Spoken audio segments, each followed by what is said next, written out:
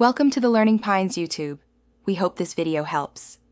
You start by confirming power and gathering tools so you don't pause mid-repair. Inspect ear tips and mesh for debris. Once done, remove tips and use compressed air. This clears sound blockage. Make sure to open the case slowly. Pry a seam with a plastic spudger to avoid cracking.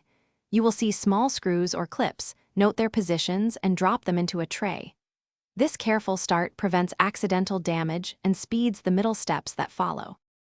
Now you access the internals to find the real fault. Once the shell is open, photograph the layout. That makes reassembly simple. Carefully unscrew and lift the board. You need to disconnect the battery first to prevent shorting.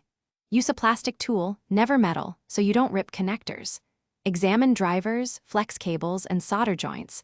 A lifted cable or corroded pad explains many failures.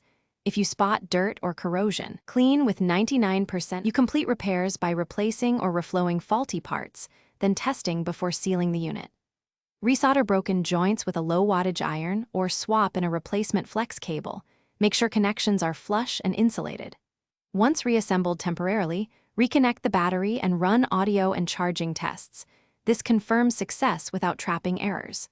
If everything works, apply fresh adhesive, torque screws lightly, and reattach tips. Troubleshooting tip: if one side is still silent, reset its connection.